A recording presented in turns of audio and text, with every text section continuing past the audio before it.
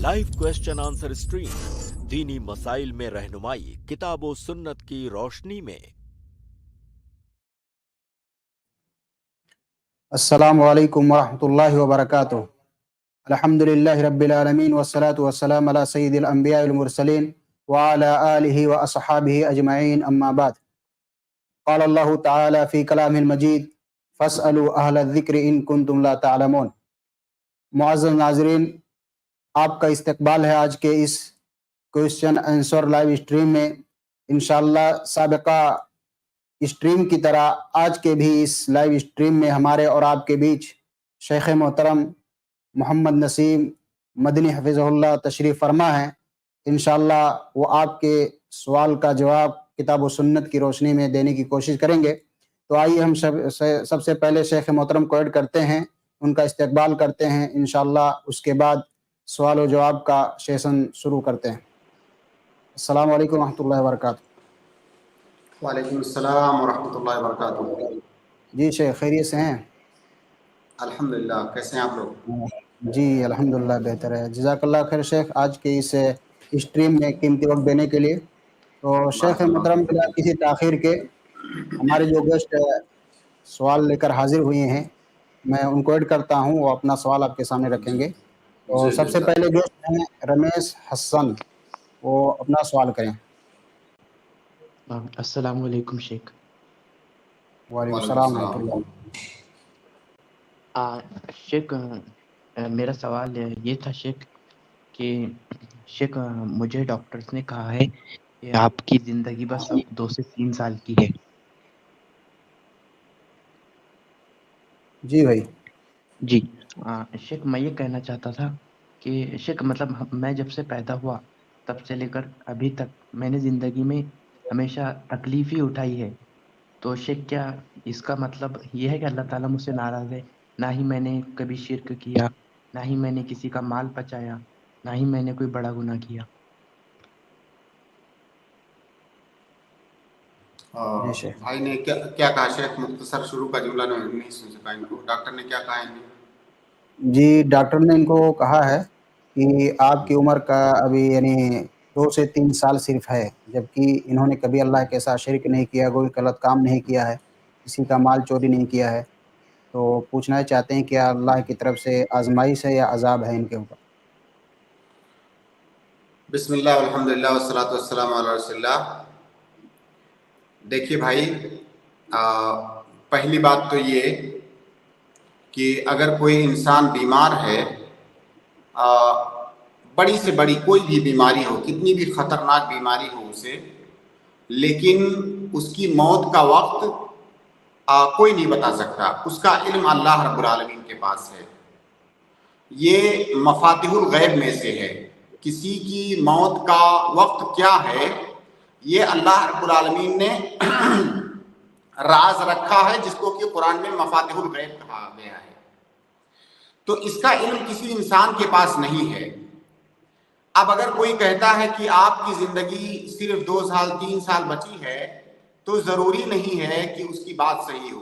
बिल्कुल भी नहीं। ठीक है, वो ज़ाहिरी अलामतें देख करके इस तरह से डॉक्टर बात करते हैं, लेकिन हम वाकई में देखते हैं कि कितने ऐसे लोग हैं जिनका इलाज करने से डॉक्टरों ने आजिज़ी का इजहार कर दिया था। डॉक्टर मायूस हो गए थे और उन्होंने ये फैसला कर लिया था कि अब ये इसकी ज़िंदगी का आखिरी वक्त है।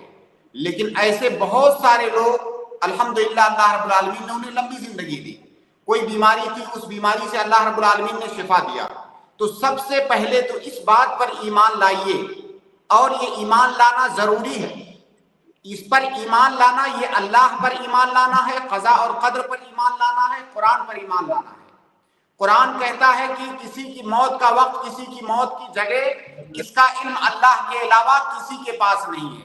इसलिए किसी की बात पर यकीन कर लेना, अगर कोई कह रहा है किसी बीमारी की वजह से कि आपकी मौत का वक्त करीब है, 2-3 साल बचा हुआ है, उस पर यकीन मत कीजिए।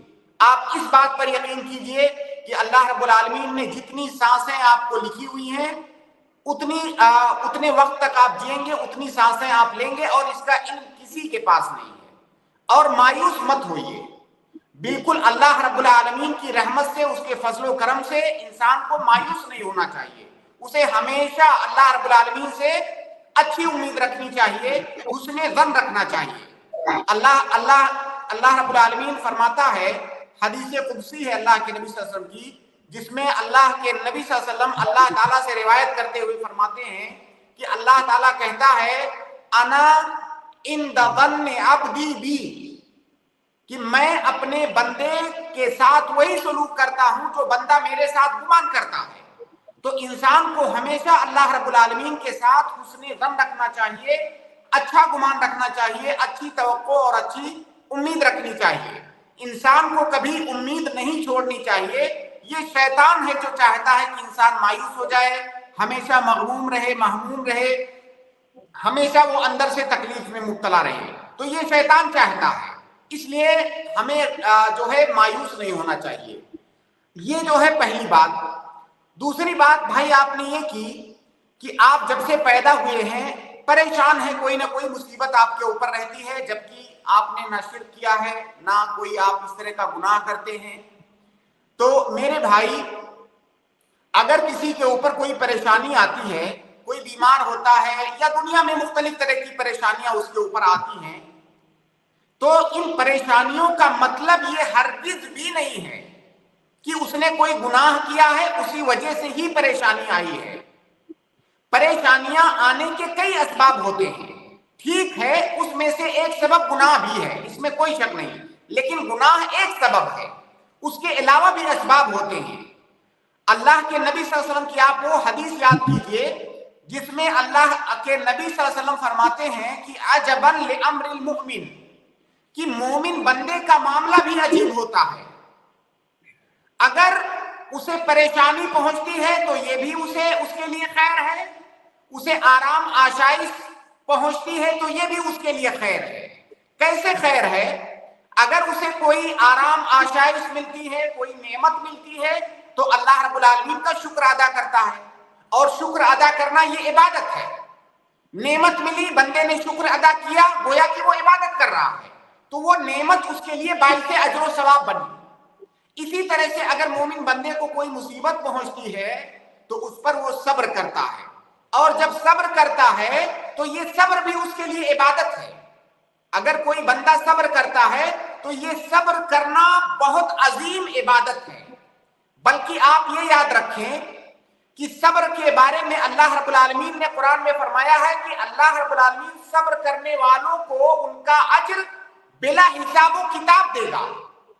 دوسرے بیشتر جو اعمال ہیں ان کا جو ثواب ہوتا ہے وہ حساب کتاب سے ہوتا ہے کہ فلاں عمل کا اتنا ثواب ہے، فلاں عمل کا اتنا ثواب ہے، لیکن اللہ رب العالمین صبر کرنے والوں کو ان کا اجر بلا حساب و کتاب دیتا ہے، اس کی کوئی انتہا نہیں ہے۔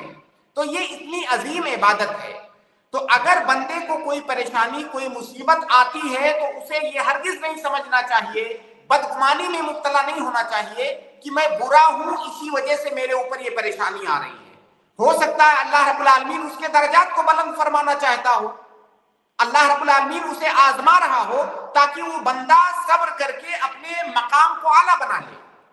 تو انسان کو صبر کرنا چاہیے، مایوس نہیں ہونا چاہیے۔ جب کوئی پریشانی آتی ہے تو علماء نے اس بارے میں لکھا ہے کہ پریشانی آنے کے تین جو ہے فوائد ہوتے ہیں۔ کوئی مصیبت، کوئی بیماری، کوئی پریشانی، تکلیف، اس کے تین بڑے فائدے حاصل ہو سکتے ہیں۔ تینوں فائدوں میں سے کوئی نہ کوئی فائدہ اسے ضرور حاصل ہوگا بندے کو۔ ایک فائدہ یہ ہے کہ اگر کوئی انسان برائیوں کے اندر ہے، گناہوں کے اندر ملوث ہے، اس کے اوپر کوئی پریشانی اور تکلیف آتی ہے تو وہ آدمی جو ہے غفلت میں تھا بیدار ہو جاتا ہے، غفلت سے جاگ جاتا ہے اور اللہ کی طرف رجوع کرتا ہے۔ آپ نے عام طور سے دیکھا ہوگا کہ بندے کے اوپر جب پریشانی آتی ہے تو چاہے جتنا برا بندہ ہو وہ جو ہے اللہ رب العالمین کی طرف رجوع کرنے لگتا ہے۔ تو انسان کا اللہ کی طرف رجوع کرنے کا جو سبب بن رہا ہے وہ پریشانی ہے، تو یہ پریشانی گویا کہ اس کے لیے رحمت ہے۔ اسی طرح سے کئی سارے لوگ ایسے ہوتے ہیں کہ بہت سارے انہوں نے گناہ کیے ہوتے ہیں زندگی کے اندر، پریشانی آتی ہے تو ان پریشانیوں کے بدلے میں اللہ رب العالمین ان کے گناہوں کو معاف کر دیتا ہے. مصیبتیں یہ گناہوں کا کفارہ ہیں، اگر بندہ ان پر صبر کرے تو. مصیبتوں سے انسان کے گناہ اللہ رب العالمین معاف کر دیتا ہے. ایک حدیث کے اندر ہے کہ مومن بندے کو اگر کانٹا بھی چبھتا ہے جو کہ بہت معمولی تکلیف ہے تو اللہ رب العالمین اس کے ذریعہ سے بھی اس کے گناہ معاف کرتا ہے. تو یہ دوسرا فائدہ ہے. تیسرا فائدہ یہ ہے کہ ان پریشانیوں اور مصیبتوں کے بدلے میں اللہ رب العالمین مومن بندے کے درجات کو بلند فرماتا ہے. تو اگر مومن بندہ اپنی پریشانیوں پر صبر کرے تو اس کے لیے ہر حال میں فائدہ ہے. لہٰذا آپ مایوس نہ ہوں، آپ نا امید نہ ہوں، اللہ رب العالمین سے اچھا گمان رکھیں اور اس کو پازیٹو لیں. دیکھیے جو پریشانی آنی ہے وہ آنی ہے، اس کو آپ ٹال نہیں سکتے. اللہ رب العالمین نے جو مقدر کیا ہوا ہے وہ آنی ہے، تو کیوں نہ انسان اس کو پازیٹو لے اور اس پریشانی کو جو دنیاوی اعتبار سے اس کو پریشانی نظر آ رہی ہے اس پریشانی کو کیوں نہ باعث اجر و ثواب بنا لے، کیوں نہ اسے اللہ رب العالمین کی رحمت کا سبب بنا لے. تو انسان بہت سارے جزا فضا کرنے سے پریشانی دور تو ہوتی نہیں ہے. بہت سارے لوگ پریشانی آتی ہے تو جزا فضا، رونا پیٹنا اور قضا اور قدر سے شکایت، یہ ساری چیزیں کرتے ہیں. یہ کرنے سے نہ تو پریشانی دور ہوگی اور اجر و ثواب سے بھی محروم ہوں گے، اوپر الٹا انہیں گناہ ملے گا. تو پریشانی جو آنی ہے وہ آنی ہے، تو کیوں نہ بندہ اس پر صبر کر کے اجر و ثواب کما لے. تو لہٰذا خلاصہ یہ ہے کہ اگر آپ کسی پریشانی میں ہیں، اللہ رب العالمین سے لو لگائیں، اللہ کی طرف رجوع کریں، اللہ سے دعا کریں اور اللہ تعالیٰ سے صبر کی توفیق مانگیں اور اس کو جو ہے بطور احتساب آپ لیں. اس سے انشاءاللہ آپ کو فائدہ ہوگا. اور اللہ رب العالمین کی رحمت بہت وسیع ہے. اللہ رب العالمین ہر چیز پر قادر ہے. آپ نے بہت سارے ایسے واقعات سنے ہوں گے، ہو سکتا ہے دیکھے بھی ہوں، کہ بڑی بڑی پریشانیاں جہاں پر انسان مایوس ہو جاتا ہے، کوئی راستہ دکھائی نہیں دیتا ہے، اللہ رب العالمین کی طرف سے اس طرح سے مدد آتی ہے کہ وہ ساری پریشانیاں جو ہے ایسے دور ہو جاتی ہیں جیسے کہ پہلے کچھ تھا ہی نہیں. تو لہٰذا آپ مایوس نہ ہو، اللہ تعالیٰ سے لو لگائیں، دعا کرتے رہیں، صبر کریں، انشاءاللہ خیر ہوگا. جی جزاک اللہ. جی حسان بھائی. جی شیخ مجھے بلڈ کینسر ہے، آپ لوگ دعا کیجئے کہ اللہ تعالیٰ شفا کر دے. اللہ رب العالمین آپ کو شفائے کاملہ، شفائے عاجلہ عطا فرمائے اور جو پریشانی بھی آپ کو ہے اللہ رب العالمین اسے کفارہ سیئات بنائے، آپ کے اجر و ثواب میں زیادتی کا سبب بنائے. آمین. جی جزاک اللہ شیخ. بھائی کے لیے میرے پاس ایک چھوٹا سا واقعہ اگر اجازت ہو تو میں ان کی تسلی کے جی لیے بیان بالکل، کر دوں. ہاں بالکل. ابھی ایک ہفتے کے اندر ہی، یعنی پچھلے ہفتے میں ہمارے ایک ساتھی نے بیان کیا کہ ان کے دادا کا جو ہے حج کی پرمٹ بنائی گئی اور حج پہ نکلنے کا جو وقت تھا وہ صرف 10 دن بچا ہوا تھا. ڈاکٹر نے کہا یہ صرف 10 دن 12 دن زندہ رہیں گے، اگر یہ حج پہ جاتے ہیں وہاں سے لوٹ نہیں پائیں گے. گھر والوں نے بہت سوچ وچار کے آخری فیصلہ یہی لیا کہ ان کو حج پر بھیج ہی دیا جائے. نہیں بیماری ایسی تھی کہ ڈاکٹر نے کہا تو یہ 10 دن ہی زندہ رہیں گے. تو وہ حج پر گئے، حج کے ارکان بھی ادا کیے الحمدللہ، پھر گھر واپس بھی آئے، اس کے بعد بھی 10 سال وہ زندہ رہے. تو کہنے کا مطلب یہ کہ ڈاکٹر نے انہیں جو وقت بتایا ہے اس میں ان کو گھبرانے کی ضرورت نہیں ہے. انشاءاللہ اللہ تعالیٰ خیر کرے گا.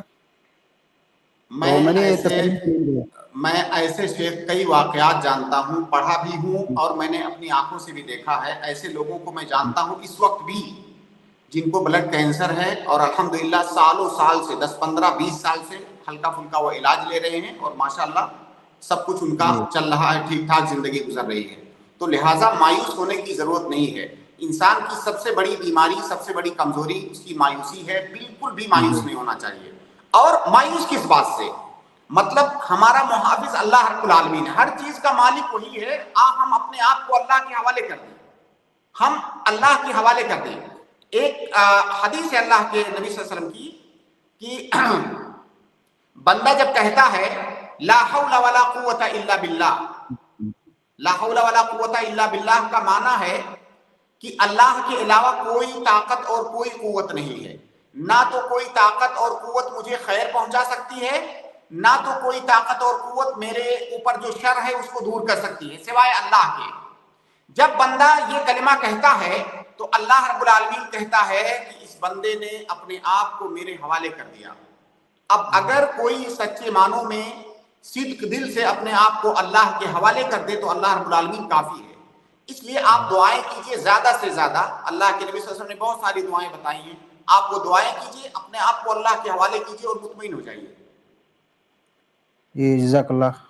جی شیخ جزاک اللہ اگلے شیخ, گیسٹ اللہ ہیں. تعالیٰ آپ لوگوں کو سلامت رکھے. آمین. اگلے گیسٹ ہیں عبد القادر, میں ان کو ایڈ کرتا ہوں, وہ اپنا سوال کریں. السلام علیکم ورحمۃ اللہ وبرکاتہ. میرا سوال وعلیکم فجر کے نماز سے پہلے جو فجر میں بہت سے لوگ ہمارے یہاں پہ 2 رکعت تحیۃ المسجد اور اس کے بعد سنت پڑھتے ہیں, ٹائم نہیں رہتا ہے تو وہ لوگ بعد میں پڑھتے ہیں. تو میرا سوال یہ ہے کہ ٹائم ہے تو پڑھنا چاہیے یا نہیں پڑھنا چاہیے, اور جو بعد میں پڑھتے ہیں وہ کیسا ہے؟ جی شیخ. دیکھیے بھائی, اگر آپ مسجد میں فجر کی اذان سے پہلے پہنچ گئے ہیں, کئی دفعہ ہو سکتا ہے آپ مسجد میں فجر کی اذان ہونے سے پہلے پہنچ جائیں. اگر آپ فجر کی اذان ہونے سے پہلے پہنچ گئے ہیں تو آپ 2 رکعت تحیۃ المسجد پڑھیے اور پڑھ کر کے بیٹھ جائیے. یا اگر آپ اور بھی نفل پڑھنا چاہیں تو وہ بھی پڑھ سکتے ہیں, لیکن یہ ہے کہ کم سے کم آپ کو 2 رکعت تحیۃ المسجد پڑھنا چاہیے, اس کے بعد ہی بیٹھنا چاہیے. پھر بیٹھ کے ذکر و اذکار, تلاوت یا جو عبادت بھی آپ کرنا چاہیں آپ کر سکتے ہیں. اب جب فجر کی اذان ہوتی ہے تو فجر کی اذان کے بعد آپ کو فجر کی 2 رکعت سنتیں ہیں, سنت راتبہ, وہ پڑھنا ہے. تو یہاں پر اس صورت میں آپ نے تحیۃ المسجد بھی پڑھا, کیونکہ آپ فجر کا ٹائم ہونے سے پہلے مسجد میں پہنچے تھے اور بیٹھنا چاہتے تھے, اس لیے آپ کے لیے مشروع ہے کہ آپ تحیۃ المسجد پڑھیں. اور جب اذان ہو گئی تو اذان ہونے کے بعد اب فجر کی 2 رکعت سنت کا وقت ہو گیا تو آپ اس کو پڑھیں. تو یہ تو پہلی صورت ہوئی جب آپ مسجد میں فجر کی اذان سے پہلے پہنچ رہے ہیں. لیکن اگر فجر کی اذان ہونے کے بعد آپ مسجد میں پہنچ رہے ہیں تو آپ 2 رکعت جو فجر کی سنت ہے وہ 2 رکعت سنت پڑھیے, اور اسی سنت کے اندر آپ کی تحیۃ المسجد بھی داخل ہو گئی. آپ کو الگ سے تحیۃ المسجد پڑھنے کی ضرورت نہیں ہے. جو تحیۃ المسجد کی نماز ہے یہ مشروع جو ہے فی نفسی ہی مشروع نہیں ہے, فی ذاتی ہی مقصود نہیں, مقصود لے ذاتی ہی نہیں ہے, بلکہ اس کا جو سبب ہے وہ مسجد میں داخل ہونا ہے. اب مسجد میں داخل ہونے کے بعد نماز پڑھے بغیر بیٹھنے سے اللہ کے نبی صلی اللہ علیہ وسلم نے منع فرمایا ہے, نماز پڑھنے کے لیے کہا ہے. اب آپ نے وہ نماز چاہے تحیۃ المسجد پڑھی یا آپ نے فجر کی 2 رکعت سنت پڑھی, وہ جو مقصود تھا وہ حاصل ہو گیا. اور اس کو علماء کی زبان میں, ان کی اصطلاح میں التداخل فی العبادات کہا جاتا ہے. یعنی 2 عبادتیں جب ایک ہی جنس کی 2 عبادتیں اکٹھا جمع ہو جائیں اور دونوں عبادتیں مقصود لذات ہی نہ ہوں تو ایک عبادت دوسری عبادت کے اندر داخل ہو جاتی ہے, جیسے کہ تحیۃ المسجد اور فجر کی 2 رکعت سنتیں. تو اگر آپ اذان کے بعد پہنچ رہے ہیں تو آپ کو صرف فجر کی 2 رکعت سنت پڑھنی ہے, اس میں آپ تحیۃ المسجد کی بھی آپ نیت کیجئے, وہ دونوں نماز آپ کی ہو گئی. جی شیخ, تو یہ بتائیے کہ جو پڑھ رہے ہیں ان کو ہم منع کر سکتے ہیں یا نہیں؟ بھائی جو صورت میں نے بتایا یہ سنت نہیں, طریقہ ہے, اس کے خلاف جو طریقہ ہے اس سے آپ منع کر سکتے ہیں. فجر کی اذان کے بعد 2 رکعت کے علاوہ اور کچھ نہیں پڑھنا ہے. 2 جی رکعت جو جی فجر کی سنت ہے صرف اسی کو پڑھنا ہے. جی, ایک اور سوال تھا کہ کوئی اگر جو ہے السلام علیکم ورحمۃ اللہ وبرکاتہ تو پورا کہے تو پورا جواب دیں, اگر کوئی السلام علیکم کہے تو وعلیکم السلام ہی خالی کہنا چاہیے, ایسا کچھ ہے حدیث میں کیا؟ قرآن کی آیت ہے کہ وَإِذَا حُيِّيتُم بِتَحِيَّةٍ فَحَيُّوا بِأَحْسَنَ مِنْهَا, اگر کوئی آپ سے سلام کرے تو جس صیغے کے ساتھ سلام کر رہا ہے آپ اس سے بہتر صیغے میں اس کا جواب دیجیے. اگر کوئی آپ سے کہہ رہا ہے السلام علیکم تو آپ کہیے وعلیکم السلام ورحمۃ اللہ وبرکاتہ. اگر کوئی آپ سے کہہ رہا ہے السلام علیکم ورحمۃ اللہ تو آپ کہیے وعلیکم السلام ورحمۃ اللہ وبرکاتہ. مطلب جتنا وہ کر رہا ہے آپ کو اس سے زیادہ بہتر انداز میں اس کا جواب دینا ہے. جزاک اللہ خیر. بارک اللہ فیک. شیخ اگلے گیسٹ ہیں مظفر, بھائی کو اٹھ کیا جا رہا ہے, وہ اپنا سوال کریں. السلام علیکم شیخ. وعلیکم السلام ورحمۃ اللہ. شیخ میرا سوال یہ ہے کہ میری جو پھوپھی ہے وہ میرے جو فادر ہیں ان سے حصہ مانگتی تھی، لیکن میرے اور 2 انکل ہیں تو وہ اسے حصہ نہیں دیتے ہیں تو میں سوچ رہا تھا کہ کیا میں بھی اس میں گنہگار شامل ہوں؟ آپ کی پھوپھی آپ کے والد سے حصہ مانگتی تھی، آگے آپ نے کیا کہا؟ اور میرے 2 انکل بھی ہیں ان سے بھی. جی شیخ میں سن نہیں پا رہا ہوں، تھوڑا آپ وضاحت کریں. جی شیخ بھائی کہنا یہ چاہتے ہیں جو ان کی پھوپھی ہیں ان کے والد سے حصہ مانگتی ہیں اور ان کے 2 انکل ہیں وہ لوگ حصہ دینا نہیں چاہتے ہیں، تو ملا جلا کہ ہے کہ ان کو حصہ اگر نہ دیا جائے تو کیا یہ بھی گنہگار ہوں گے کہ نہیں ہوں گے؟ دیکھیے آپ کی پھوپھی کا جو حصہ ہے وہ آپ کے دادا کی جائیداد میں بنتا ہے حصہ. اب آپ کے دادا کی جب وفات ہوگی تو آپ کی پھوپھیاں چاہے ایک پھوپھی ہو یا کئی پھوپھیاں ہوں ان کو حصہ ملے گا، اس میں میراث کا اپنا حصہ ملے گا. آپ کے جو والد ہیں آپ کے چچا لوگ ہیں ان کو ملے گا حصہ. اسی طرح جو بھی دوسرے ورثہ ہیں ان کو حصہ ملے گا. تو آپ کی جو پھوپھی کا حصہ ہے وہ آپ کے دادا کی جائیداد میں بنتا ہے اور ان کی جائیداد کو آپس میں تقسیم کرنے کی ذمہ داری ان کے ورثہ کی ہے. اگر ان کے ورثہ ان کو اس جائیداد میں حصہ نہیں دے رہے ہیں، اس سے محروم کر رہے ہیں، تو اس کا گناہ آپ کے اوپر نہیں ہوگا. ہاں اگر آپ ان کا ساتھ دے رہے ہیں، جیسے آپ اپنے چچا لوگوں کا ساتھ دیں کہ بھی ہاں ٹھیک ہے پھوپھی کو حصہ نہیں دینا ہے مت دیجیے، ان کو ابھارے یا ان کا ساتھ دیں تو پھر آپ گنہگار ہوں گے. لیکن وہ ذمہ داری آپ کی نہیں ہے، وہ ذمہ داری آپ کے والد اور آپ کے چچاؤں کی یا جو بھی ورثہ ہیں ان کی ذمہ داری ہے کہ وہ آپس میں اس کو شریعت کے مطابق تقسیم کریں. تو اگر وہ ایسا نہیں کرتے ہیں تو اس کا گناہ ان لوگوں کے اوپر ہوگا، آپ کے اوپر نہیں. ہاں اگر آپ ان کا ساتھ دیتے ہیں اس برائی میں تو پھر آپ گنہگار ہوں گے. اگر وہ لوگ ایسا نہیں کر رہے ہیں، شریعت کے مطابق تقسیم نہیں کر رہے ہیں، تو آپ کے بس میں جو ہو وہ آپ اتنا کیجئے. جیسے ان کو بتائیے کہ شریعت کا یہ حکم ہے، آپ اگر ایسا کر رہے ہیں تو آپ غلط کر رہے ہیں، جو انکار منکر میں کیا جاتا ہے. جیسے انکار منکر کرنا ایک مسلمان پر واجب ہے. کوئی غلط کام ہوتا ہوا دیکھ رہا ہے اور اس کی استطاعت ہے تو اس سے روکے. تو اگر آپ کے چچا لوگ غلط کر رہے ہیں تو آپ کی ذمہ داری فقط اتنی بنتی ہے کہ آپ انہیں روکیں. اس کے بعد بھی اگر آپ کی استطاعت سے باہر ہے، وہ لوگ زیادتی کرتے ہیں، حصہ نہیں دیتے ہیں، تو وہ ذمہ داری ان کی ہے، وہ اس کے مسئول ہوں گے، اس کا گناہ آپ کے اوپر نہیں ہوگا. شکریہ شیخ. میرا اور ایک سوال تھا کہ میں پچھلے کئی سالوں سے علم حاصل کرنے کی کوشش کر رہا ہوں، لیکن مستقل مزاجی جو ہے نا وہ نہیں رہتا ہوں، ثابت قدمی. تو اللہ رب العالمین سے دعا کیجئے، اپنے نفس سے جہاد کیجئے. نفس سے جہاد یہی ہے کہ کوئی بھی کام، چاہے پڑھائی لکھائی کا مسئلہ ہو یا دنیا کا کوئی اور کام ہو، کوئی اور عبادت کرنی ہو، ظاہر ہے انسان جو ہے کہ اندر سستی، کاہلی، اس طرح کی چیزیں ہوتی ہیں، تو وہ کوشش کرے اپنے نفس سے مجاہدہ کرنے کی. اور کوئی دنیا کا کوئی بھی کام بغیر محنت کے، نفس سے مجاہدہ کیے نہیں ہوتا ہے. تو آپ وہ کیجئے اور اس سے پہلے، سب سے پہلے اللہ رب العالمین سے دعا کیجئے، اس سے توفیق مانگیے. اور اس کا علاج انسان خود کر سکتا ہے، کوئی دوسرا نہیں بتا سکتا. میرا دل کہہ رہا ہے کہ میں سوؤں، پڑھوں نہیں، تو اس کا علاج کوئی دوسرا کیسے کرے گا؟ مجھے اس کا علاج کرنا ہوگا. اللہ تعالیٰ سے توفیق اور مانگنے کے بعد، اللہ سے دعا کرنے کے بعد جو ظاہری دنیاوی اسباب ہیں اس کو اختیار کرنے کی ذمہ داری میری ہے، اس کا علاج کوئی اور نہیں کر سکتا ہے. تو یہ بات دماغ میں رکھیے کہ دنیا کی کوئی بھی اچھی چیز، کوئی بھی نعمت، کوئی بھی کامیابی بغیر محنت کے نہیں ملتی ہے.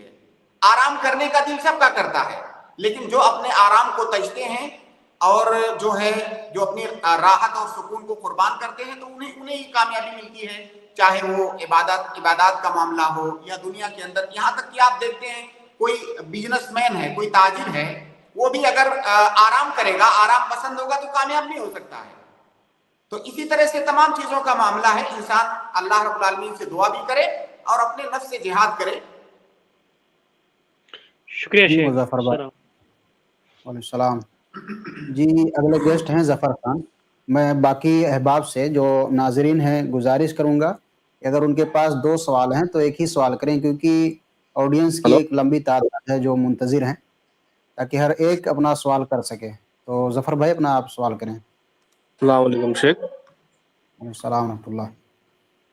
एक मेरा सवाल ये है, जैसे इमाम साहब मस्जिद के जो है सो गलत काम में मुफ्तिला है, थोड़ा सा यानी जो है सो सट्टा वगैरह खेलते ऐसा हमें शक है, तो सर शेख फिर क्या उनसे ये करें, उनसे क्या यानी समझ में नहीं आ रहा है, थोड़ा सा बताइए शेख इसके बारे देखिए, में। 100% तो गलत काम में मुफ्तिला है। देखिए पहली बात तो ये है कि हमारी शरीयत का एक उसूल है, ये दुनियावी उसूल भी है, हमारी शरीयत के अंदर भी ये उसूल है कि अल अस्लो बराअतुद दिम्मा, कि किसी भी इंसान के अंदर असल ये है कि वो तमाम चीज़ों से बरी है। कब तक बरी माना जाएगा? जब तक कि उसके खिलाफ कोई चीज़ साबित ना हो जाए। सिर्फ शक की बुनियाद पर, वहम की बुनियाद पर किसी को किसी चीज़ का इल्ज़ाम नहीं दिया जा सकता है, मुजरिम नहीं माना जा सकता है। तो सबसे पहली बात तो ये जहन में रहनी चाहिए कि अल अस्ल बराअतुद दिम्मा। उसके बाद अगर कुछ इस तरह के करायन, कुछ इस तरह की अलामतें, कुछ इस तरह की निशानियां, कुछ इस तरह के शुबहात पाए जा रहे हैं जिनसे गालिब गुमान ये लगता है कि फला इंसान किसी बुराई के अंदर मुलव्वस है, तो उसे उस बुराई से रोकना चाहिए अच्छे तरीके से नसीहत करके, जो भी मुनासिब उसलूब हो सकता है। अब आपने मस्जिद के इमाम की बात की, अगर लोगों को लगता है कि गालिब गुमान ये है कि इनके अंदर फला बुराई है जो कि मुनासिब नहीं है इनका इस पोस्ट पर रहना, तो उनको पहली बात तो नसीहत करें और नरमी के साथ अच्छे उसलूब में उनको हटा दें उस पोस्ट से।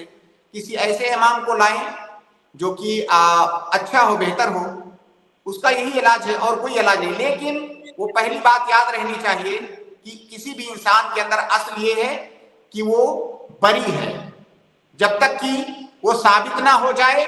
हाँ, शुबहे की बुनियाद पर अगर इंसान एहतियात बरतना चाहता है, उसे किसी मनसिब से हटाना है, तो ठीक है, जो आम मसलहत है उसकी रियायत करते हुए ऐसा किया जा सकता है, लेकिन कहीं ऐसा ना हो कि सामने वाले पर जुल्म हो जाए। इसलिए इन तमाम बातों का ध्यान रखते हुए भी हुए इंसान को कोई फैसला लेना चाहिए। शेख मेरी यानी तो तफ्तीश भी चालू है, और जो है सो तफ्तीश पूरी होगी तो फिर समझ में आ जाएगा कि यानी ये है गलत काम में मुलव्वस। हाँ, फिर उसके हिसाब से फैसला कीजिएगा। क्योंकि उनका फोन वगैरह थोड़ा सा एक स्कैन करने का, यानी अंडर पे लेके स्कैन करे तो फिर वो पता चल जाएगा कि प्रूफ के साथ नहीं गया, तो फिर बाद में बोल सकते हैं उनको नसीहत। अभी तो नसीहत करना ठीक है, जबकि मुझे क्लियर है, पता है कि है मुलव्विस, लेकिन प्रूफ चाहिए उसके लिए। शेख मुझे लगता है कि ये अभी 3 से 4 बजे की स्ट्रीम में ये भाई हाजिर हुए थे और सेम सवाल किए थे, सेम जवाब जो है डॉक्टर सफीउर रहमान साहब ने दिया था। तो अगर वही सवाल हो, रिपीट है, उसको मत करें, कोई नया सवाल लाएं ताकि इल्म में इजाफा हो इंशाल्लाह।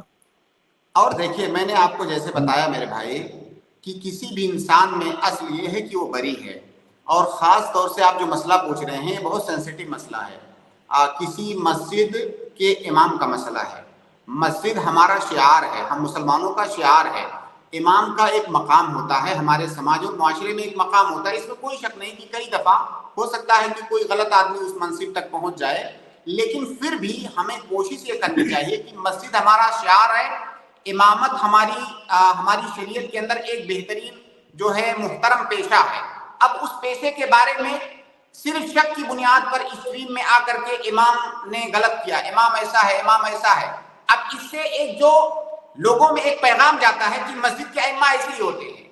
हालांकि हो सकता है लाखों में कोई एक केस हो, है ना, लेकिन जो पैगाम जाता है वो पैगाम गलत जाता है। जैसे शेख बता रहे हैं कि आपने किसी स्ट्रीम में पूछा, दोबारा फिर उसी को रिपीट कर रहे हैं। ये बार बार रिपीट करने से आपकी मस्जिद, आपके इमाम, आपके दीन का एक अहम शईरा, उसके बारे में क्या पैगाम आप देना चाहते हैं? वो मसला है, ये मसला फतवा से ज्यादा कज़ा का मसला है। आप पहले तहकीक कीजिए, कोई भी इल्जाम लगाने से पहले, जुर्म साबित होने से पहले तहकीक कीजिए, और ऐसे अंदाज में तहकीक कीजिए कि सामने वाले की करामत मजरू नहीं होनी चाहिए। नहीं आखिर में पता चला कि इंसान बरी है और वो जो है ऐसे ही फालतू में बदनाम हो गया। तो ये चीज ایسا نہیں ہے کہ جو ہے آپ اس کو ہم سے پوچھیں گے ہم آپ کو کوئی شارٹ کٹ میں ہم بتا دیں گے وہ آپ کا مسئلہ حل ہو جائے گا. اس سے ہوگا صرف یہی کہ ایک پیغام لوگوں میں جا رہا ہے کہ ایک مسجد ہے, مسجد کے امام خراب ہوتے ہیں, جبکہ ہو سکتا ہے کہیں لاکھوں میں ہزاروں میں ایک آدھ کیس ایسا ہوتا ہو. تو یہ پیغام اچھا نہیں جا رہا ہے, اس لیے آپ لوگ آپس میں اس کو بیٹھ کر کے حل کریں. جی ٹھیک ہے جی ظفر بھائی, امید تو ہے آپ ٹھیک کو جواب مل چکا ہوگا. ہے, تفتیش کے بعد ہی پھر ایک بار پوچھیں گے. ابھی تفتیش کر لیں گے پہلے, تفتیش کر کے آپ نصیحت دے سکتے ہیں. جی میں اگلے گیسٹ کو ایڈ کرتا ہوں, آئی پلس ٹی وی, وہ شیخ سے اپنا سوال کریں. السلام علیکم ورحمۃ اللہ شیخ. وعلیکم السلام ورحمۃ اللہ. وعلیکم السلام ورحمۃ اللہ. جی شیخ, میرا سوال ہے سود کے متعلق.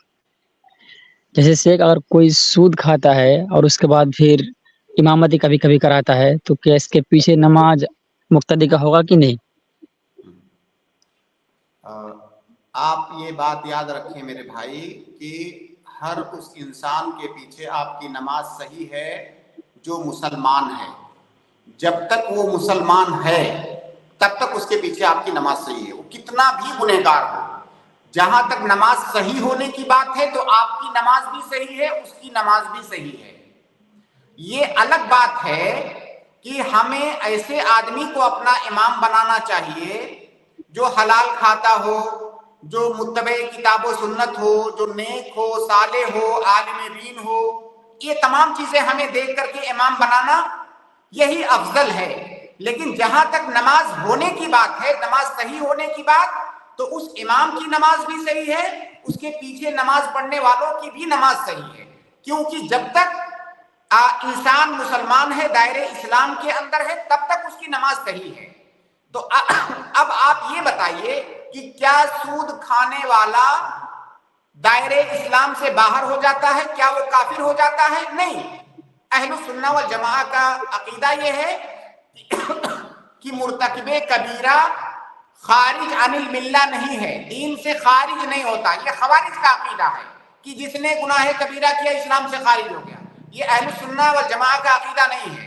اہل السنہ والجماعہ کا عقیدہ یہی ہے کہ کوئی آدمی کتنا بھی بڑا گناہ کر رہا ہے وہ دائرے اسلام سے اس گناہ کبیرہ کی وجہ سے خارج نہیں ہوتا ہے. لہذا نماز صحیح ہے.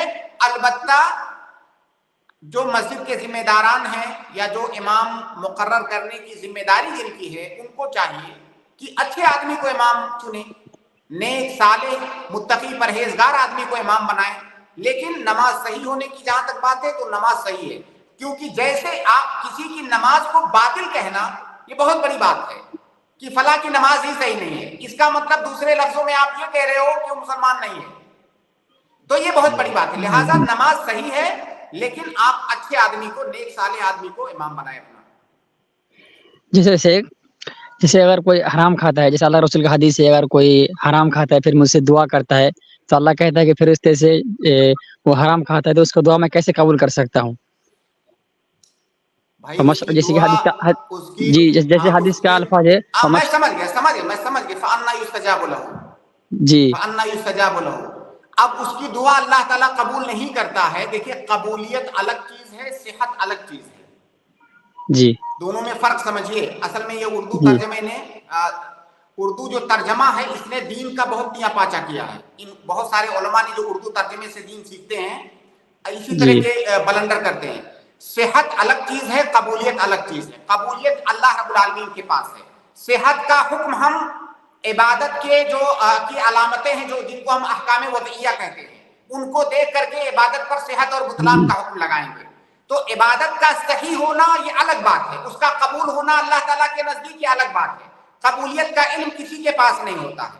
صحت پر جی ہم حکم لگا سکتے ہیں. ہم کہہ رہے ہیں اس کی نماز صحیح ہے, وہ مقبول ہوئی نہیں ہوئی ہمیں اس کا علم نہیں ہے. جیسے آپ جو نماز پڑھتے ہیں, آپ کو کیا پتا کہ آپ کی نماز قبول ہوئی؟ مجھے نہیں پتا, آپ کو بھی نہیں پتا. ہم یہ پروگرام جی کر رہے ہیں, ہم اللہ اور اس کے رسول کی باتیں لوگوں کو بتانے کی کوشش کر رہے ہیں, اور اللہ تعالیٰ سے امید کر رہے ہیں کہ اللہ تعالیٰ ہمارے اس عمل کو قبول فرمائے. ہم دعا بھی یہی کرتے ہیں. لیکن کیا ہمیں گارنٹی ہے کہ ہمارا یہ عمل قبول ہوا؟ ٹھیک ہے, ہمیں اللہ سے امید ہے, ہمیں توقع ہے, دعا بھی کرتے ہیں, اور پختہ امید ہے, قوی امید ہے کہ اللہ تعالیٰ قبول کرے گا. لیکن کیا گارنٹی ہے کہ مقبول ہے؟ اس کا علم صرف اللہ کے پاس ہے. تو قبولیت الگ مسئلہ ہے، صحت الگ مسئلہ ہے. تو ہم نے جی اس کی نماز پر صحت کا حکم لگایا ہے، قبولیت اللہ تعالیٰ کے پاس ہے. جس سے اور ایک چھوٹا سا سوال، جیسے ایمان کے بارے میں، جیسے میرا دادا ہے، شیخ سے اپنا اجازت دادا. لیجیے، شیخ سے پہلے اجازت لیجیے. جی شیخ دیکھیے دوسرا ہمارے سوال کرنے سے پہلے شیخ سے اجازت لیجیے. آڈینس جی بہت شیخ. ہمارے انتظار میں بیٹھے ہوئے ہیں. آپ اگلی اسٹریم کل ہی اسٹریم ہے انشاءاللہ، آپ اس میں آ کے جو آپ کا سوال بچ رہا ہے اس میں آپ سوال کر لیجئے، کیونکہ ہمارے کچھ جی بھائی انتظار میں ہیں. اگر ان کو موقع نہ دیا جائے اور ایک ہی کو تو 3 سوال کا حق دے دیا جائے تو یہ دوسرے کے ساتھ حق تلفی ہوگی. تو جزاک اللہ جی خیر. جی دوسرے جی اسٹریم میں جی آپ جزاک اللہ خیر. جی شامل. اگلے گیسٹ ہیں رضوان بھائی، وہ سوال کریں اپنا شیخ سے. السلام علیکم ورحمۃ اللہ وبرکاتہ. السلام ورحمۃ اللہ وبرکاتہ. شیخ، میرا ایک بزنس ہے جو پروفیٹیبل ہے، اور اس میں ہمارے ایک دوست جو ہے وہ انویسٹ کرنا چاہتے ہیں، لیکن ان کا یہ کہنا ہے کہ بعد میں ان کو نکال دوں گا جب ہمارا پروفٹ میں مطلب بڑھ جائے گا، اور اس کے بعد ان کو لگتا ہے کہ ایسا نہیں ہو کہ میں ان کو نکال دوں جب ان کا ضرورت ختم ہو جائے گا. تو ایک گارنٹی چاہتے ہیں، وہ چاہتے ہیں کہ اس طرح کا ہم کو گارنٹی دو کہ جب تک آپ کا بزنس پروفیٹیبل ہے تب تک آپ ہم کو نہیں نکال پائیں گے. اس طرح کا ٹرم جو ہے نا وہ ایگریمنٹ میں لکھانا چاہتے ہیں. تو شریعتاً یہ جائز ہے یا نہیں؟ دیکھیے، آپ جس مسئلے کے بارے میں پوچھ رہے ہیں اس کو مضاربت کہا جاتا ہے. ابھی تھوڑے دنوں پہلے ایک کانفرنس ہوئی تھی IISc میں، تو اس میں یہ موضوع بھی زیر بحث آیا تھا. اس میں کئی ساری تفصیلات اس میں موجود ہیں، لیکن مختصر انداز میں آپ کو بتاتا ہوں کہ جب آپ مضاربت کر رہے ہیں، مضاربت کا مطلب آپ پیسہ لگا رہے ہیں کسی کے پاس، کسی کے بزنس میں پیسہ لگا رہے ہیں، تو آپ اس کے ساتھ ایک ایگریمنٹ کرتے ہیں. اس ایگریمنٹ میں دونوں آدمی اپنی رضامندی سے کوئی وقت مقرر کر سکتے ہیں کہ ہمارا یہ جو پارٹنرشپ ہے یہ فلاں وقت تک چلے گا، 6 مہینہ، سال بھر، جتنے پر بھی دونوں کا آپس میں اتفاق ہو. اور ظاہر ہے یہ اتفاق دونوں آدمیوں کی رضامندی سے ہوگا. اگر دونوں آدمی کسی خاص وقت پر راضی ہیں کہ فلاں وقت تک، تو کوئی دقت نہیں ہے، بس دونوں آدمی راضی ہونے چاہیے. اور وہ فلاں وقت جو بتا رہے ہیں وہ وقت ایسا ہو جو منضبط ہو. جیسے آپ نے کہا 6 مہینہ، معلوم ہے 6 مہینہ کب آئے گا، سال بھر پتا ہے ہم کو سال بھر کب مکمل ہوگا.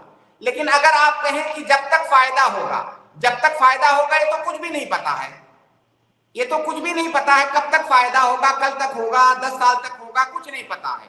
تو اگر آپ وقت متعین کر رہے ہیں تو وہ وقت معلوم ہونا چاہیے. تو وقت متعین کرنے میں کوئی دقت نہیں ہے اگر وہ معلوم ہے تو، کیونکہ اگر معلوم نہیں ہوگا تو بعد میں جھگڑا ہوگا. معلوم کی قید اسی لیے لگائی جاتی ہے کہ بعد میں آپس میں اختلاف نہ ہو.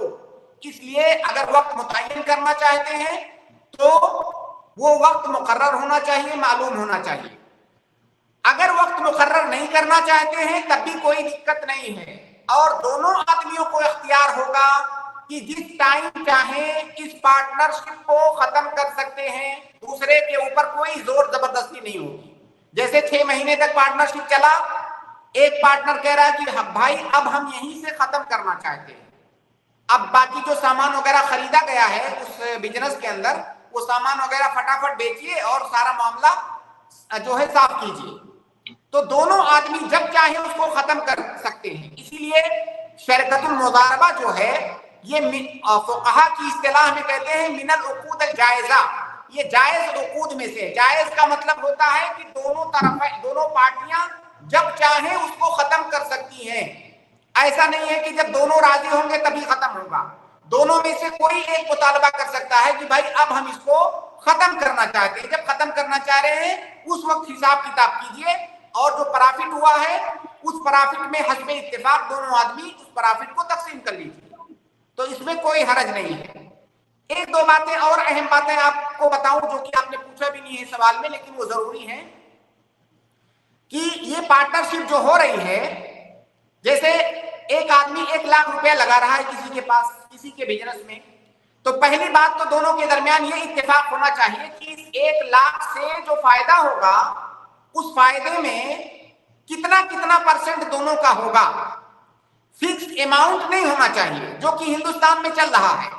اگر یہ ہو جائے اتفاق کہ ہر مہینے بھائی مجھے 10,000 دو گے ये लो 1 लाख बिजनेस करो, हर महीने मुझे 10,000 देते रहना, ये गलत है, ये जायज नहीं है, हराम है ये। बल्कि इत्तेफाक क्या होना चाहिए कि ये लो 1 लाख रुपया बिजनेस करो, जो भी प्रॉफिट होगा इतना % आपका, उस प्रॉफिट में से इतना % मेरा, 40, 50, 60, 70, 80 जितना भी इत्तेफाक हो, कोई कैद नहीं है उसकी कि 40% आपका, 60% मेरा, 50% आपका, 50% मेरा। तो % में होना चाहिए प्रॉफिट का इत्तेफाक % में होना चाहिए, फिक्स नहीं होना चाहिए। तीसरी एक और अहम बात कि अगर ये 1 लाख का जो कैपिटल है बिजनेस करते हुए कल को अगर इत्तेफाक से लॉस में चला गया, डूब गया, जो कि कई दफा बिजनेस में हो जाता है, बिजनेस में कई दफा कैपिटल भी डूब जाता है, अगर ये कैपिटल डूब गया तो इसका जिम्मेदार जो जिसने इन्वेस्ट किया है यानी इन्वेस्टर, इसका जिम्मेदार वो होगा। जिम्मेदार होने का मतलब ये नुकसान वो उठाएगा। अगर फायदा हुआ तो फायदा तो दोनों के दरमियान तकसीम होगा हस्बे इत्तेफाक। अगर कैपिटल डूबा तो कैपिटल डूबने का नुकसान जो इन्वेस्टर है वो उठाएगा। इसका कैपिटल डूबा, सामने वाले का की मेहनत डूबी, गोया कि दोनों ने नुकसान उठाया।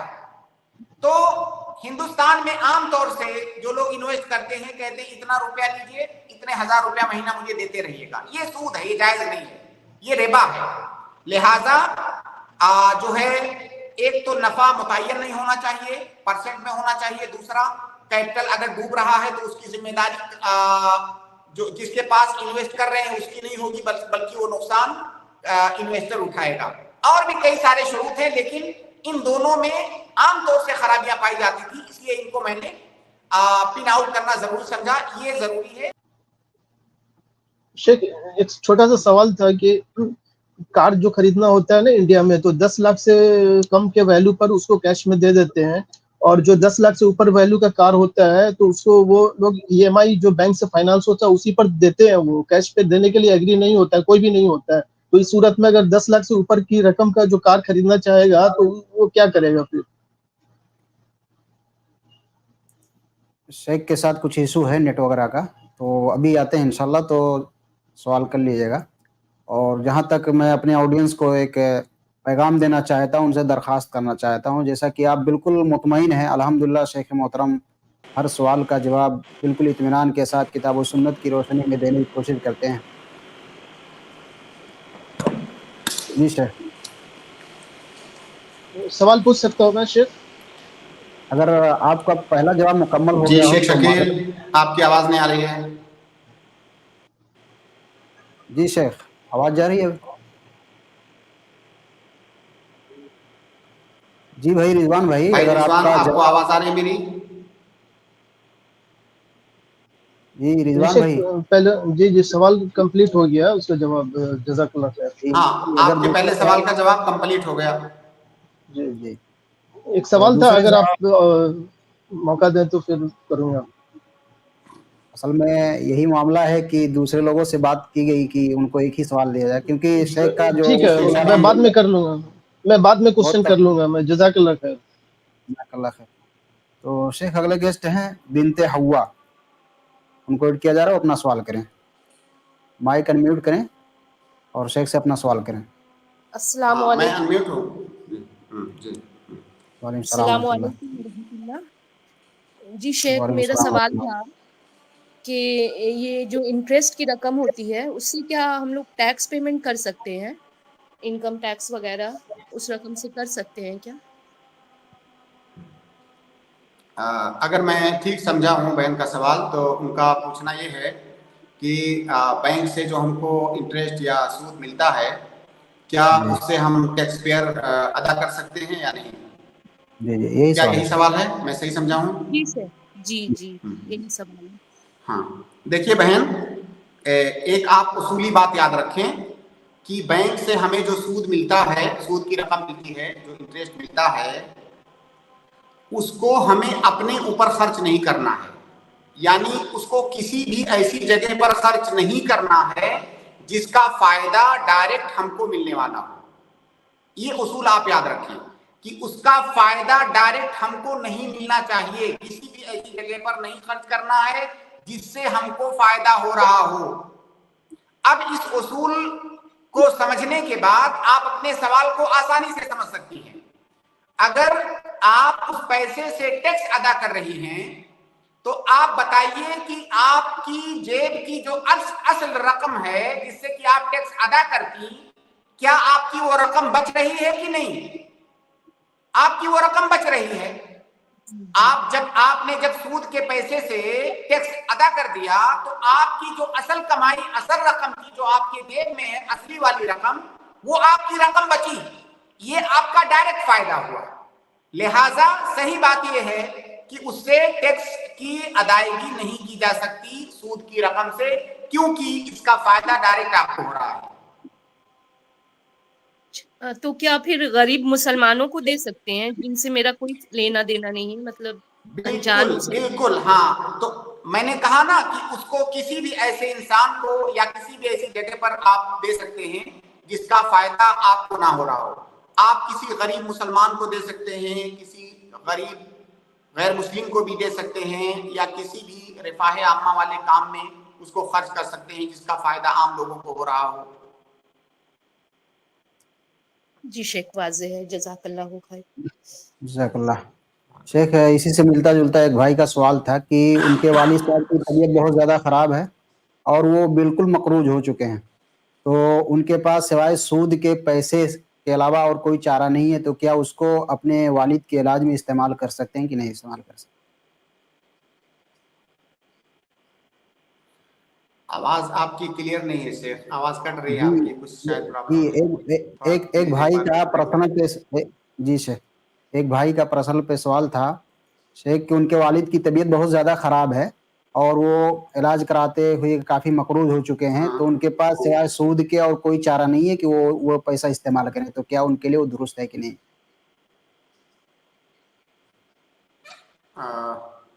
आवाज कट रही है, लेकिन जो मैं समझ सका हूँ कि कोई इंसान है जिनके वालिद की तबीयत बहुत ज्यादा खराब है, उनके पास इलाज करवाने के लिए पैसा भी नहीं है, सूद की रकम है, उसको इस्तेमाल करने के अलावा और कोई चारा नहीं है। क्या यही सवाल है? जी बिल्कुल यही सवाल है सर। हाँ, अगर देखिए सूद की जो रकम मिली है किसी इंसान को, अगर वो इंसान मजबूर है, मुज़्तर है, तो अपने ऊपर उसको खर्च कर सकता है, क्योंकि हमने अभी बताया थोड़ी देर पहले कि किसी गरीब मिस्कीन इंसान को आप सूद की रकम दे सकते हैं। अगर आप खुद ही फकीर और गरीब और मिस्कीन हैं तो आप उससे फायदा उठा सकते हैं, क्योंकि आप मजबूर हैं, और मजबूर के लिए, मुत्तर के लिए हराम चीज हलाल हो जाती है। तो अगर आप मजबूर हैं, परेशान हाल है, कोई और आपके पास चारा नहीं है, तो वो रकम आप अपने ऊपर खर्च कर सकते हैं। वो इसलिए नहीं कि वो असलन आपके लिए हलाल है, असलन आपके लिए वो रकम हराम थी, लेकिन चूंकि आप मजबूर हैं इस वजह से वो आप रकम बहालत मजबूरी अपने ऊपर इस्तेमाल कर सकते हैं। जी जज़ाकल्लाह खैर शेख। तो अगले गेस्ट हैं जावेद मकंदर, मैं इनको ऐड करता हूँ, अपना सवाल करें। जी जावेद भाई।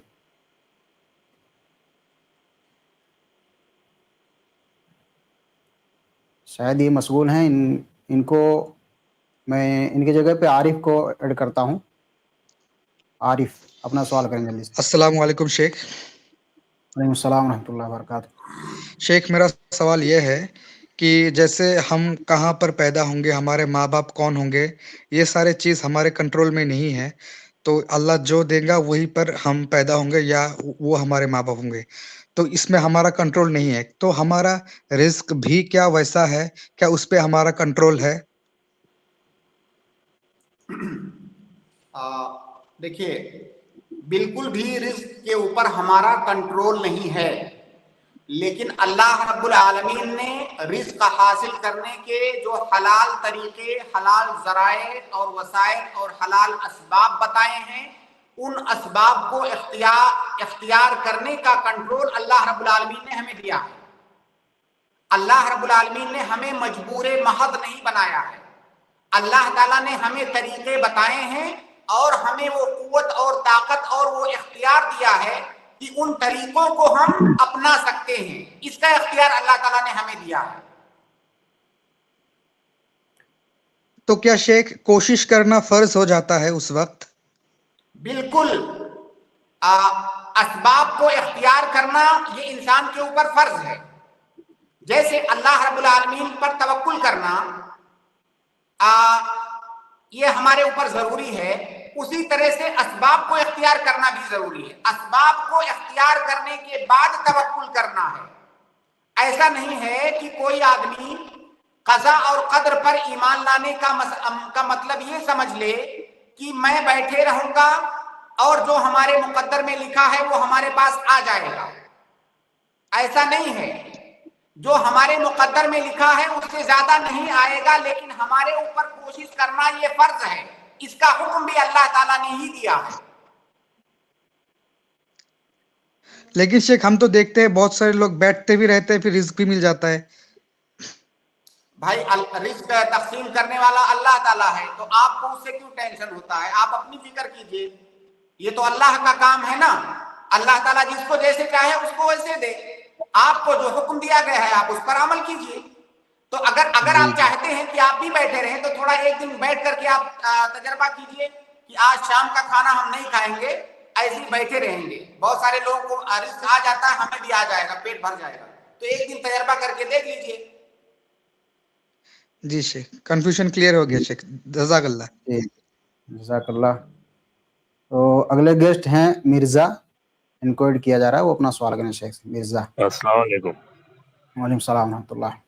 शेख वो अल्कोहल का परफ्यूम लगा सकते हैं क्या? और एक कोई जो कुरान की आयतें पढ़ सकता है क्या? कुरान की दुआएं जो रहती है वो जुनबी आदमी पढ़ सकता है क्या?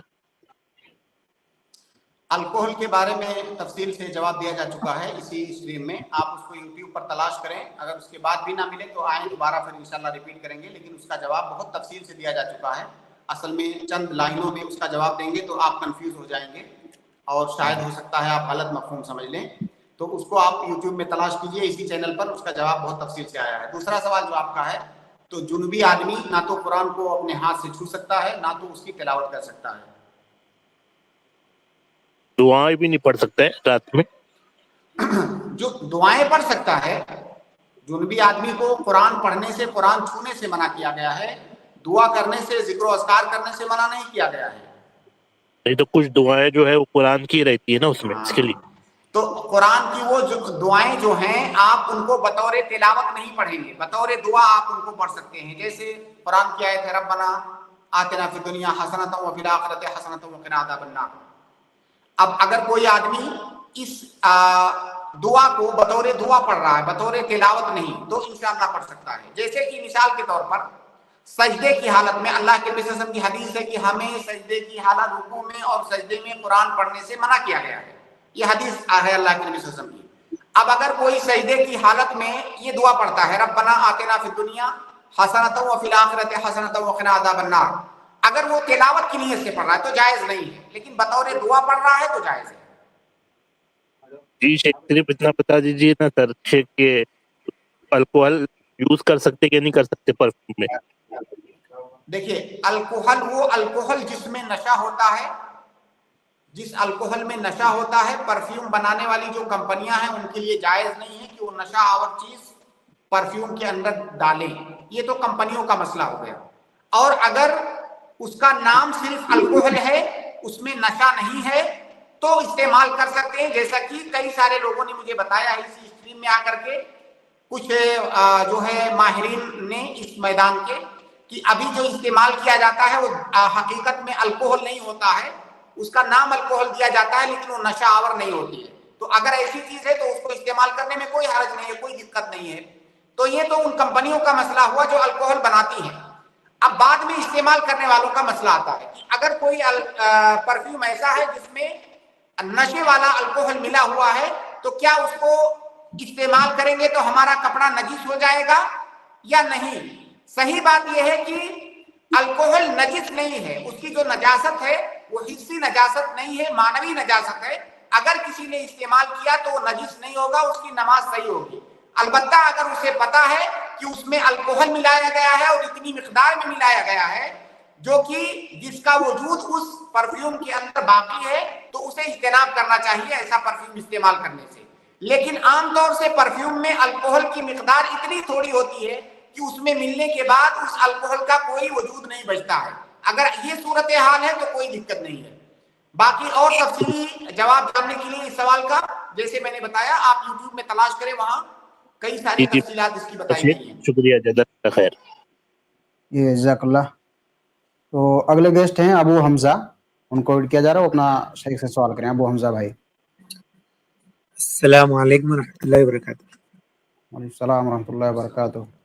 شیخ, میت کے تعلق سے سوال تھا کہ کیا میت کو غسل دینے کے بعد جو غسل دیتے ہیں کیا انہوں بھی غسل لینا چاہیے یا خالی کپڑے چینج کر وضو کر لینا بہتر ہے؟ اور اسی میں اور ایک سوال یہ ہے شیخ, کیا جو خاندہ جو میت کو دیتے ہیں کیا وہ نماز پڑھنے سے پہلے وضو کرنا چاہیے؟ یہ ذرا وضاحت چاہیے. جزاک اللہ. دیکھیے, میت کو غسل دینے کے بعد جس نے غسل دیا ہے اس کے غسل کے بارے میں بہت اختلاف ہے علماء کے درمیان. اگر وہ غسل کر لے تو بہتر ہے, حالانکہ بعض لوگوں نے اس کو واجب بھی کہا ہے. میت کو غسل دینے والا اگر غسل کر لے تو بہتر ہے, حالانکہ یہ مسئلہ اختلافی ہے. اور میت کو کندھا دینے کے بعد وضو کرنا ضروری نہیں ہے. اگر آپ باوضو ہیں تو بعد میں آپ کو وضو کرنے کی ضرورت نہیں ہے. جی شیخ, جزاک اللہ خیر و احسن الجزا. السلام علیکم. یہ جزاک اللہ خیر شیخ. آج کی اسٹریم یہیں پر ختم ہوتی ہے, ہمارا وقت ہو گیا ہے. اللہ تعالیٰ آپ کو جزائے خیر دے آج جو آپ نے قیمتی وقت دیا. انشاءاللہ اگلی نشست میں اگلی اسٹریم میں ملاقات کریں گے. تب تک کے لیے اجازت چاہتا ہوں. السلام علیکم ورحمۃ اللہ وبرکاتہ. میں اپنے تمام ناظرین بھائیوں سے معذرت خواہ ہوں جن کے سوال رہ گئے ہیں اور وہ انتظار میں تھے شیخ سے سوال کرنے کے لیے. میں ان سے کہوں گا کہ وہ اگلی اسٹریم میں انشاءاللہ شرکت فرمائیں اور اپنا سوال شیخ کے سامنے پیش کریں. میرے بھائیوں, ایک گزارش یہ بھی ہے کہ آپ جتنے لوگ بھی اسٹریم میں جوائن ہوتے ہیں وہ شیخ کا اسلوب اور اصول تو آپ جانتے ہی ہیں کہ ایک سوال کو اس حد تک سمجھانے کی کوشش کرتے ہیں کہ ہر شخص سمجھ جائے. تو قرآن و حدیث کی روشنی میں تفصیل کے ساتھ آپ کے ساتھ شیخ کا جواب رہتا ہے. تو کوشش یہ ہونی چاہیے کہ کم سے کم ایک سوال ہی ایک بندہ کرے تاکہ اس سے آپ کے دوسرے بھائیوں کو بھی موقع ملے. اور میں اپنے ان تمام بھائیوں سے بھی معذرت چاہتا ہوں جن کے سوالات جو ہے کمنٹ سیشن میں آئے ہوئے ہیں. انشاءاللہ وہ اگلی اسٹریم میں آئیں اور لائیو یہاں جس طرح سے دوسرے بھائیوں کے سوال پیش کیے جاتے ہیں ان کو موقع دیا جاتا ہے, اس طرح سے وہ بھی جوائن ہوں. انشاءاللہ ان کو بھی موقع ملے گا. آئیے پھر ہم آپ لوگوں سے گزارش کریں گے کہ آپ لوگ اسٹریم میں بنے رہیے, اگلی اسٹریم میں شرکت فرمائیے. اللہ تعالیٰ آپ کی شرکت کو قبول فرمائے. السلام علیکم ورحمۃ اللہ وبرکاتہ.